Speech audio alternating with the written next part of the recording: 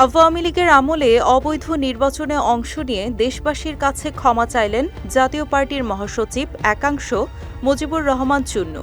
বলেন, দেশবাসীর কাছে একটি কথাই বলবো, রাজনীতি করতে গিয়ে দলীয় সিদ্ধান্তের কারণে সবসময় আমরা হয়তো সঠিক সিদ্ধান্ত নিতে পারিনি। শনিবার রাজধানীর গুলশানের ইমানুয়েল কনভেনশন সেন্টারে জাতীয় পার্টির ১০ম জাতীয় সম্মেলনে তিনি এসব কথা বলেন। তিনি আরও বলেন, গত ৪ বছর মহাসচিব হিসেবে কাজ করার সময় আমার কিছু ভুল ভ্রান্তি হয়ে থাকতে পারে। দয়া করে তা ক্ষমাসুন্দর দৃষ্টিতে দেখবেন। চুন্নু জানান, তারা বিভিন্ন সময়ে নির্বাচনে অংশ নিয়ে সমালোচনার শিকার হয়েছেন। কেউ কেউ জাতীয় পার্টিকে স্বৈরাচার সহযোগী বলেও আখ্যায়িত করেছেন। তবে তাদের দল শান্তিপূর্ণ রাজনীতিতে বিশ্বাসী এবং তারা একটি আধুনিক গণতন্ত্রমনা দল হিসেবে আত্মপ্রকাশ করতে চায়।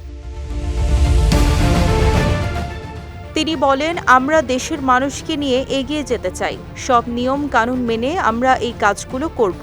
সেই জন্য বাংলাদেশের সব রাজনৈতিক দল, সরকার সহ সবার কাছ থেকে সহযোগিতা চাই। জাতীয় কাউন্সিলে প্রধান অতিথি হিসেবে উপস্থিত ছিলেন জাতীয় পার্টির চেয়ারম্যান আনোয়ার হোসেন মঞ্জু।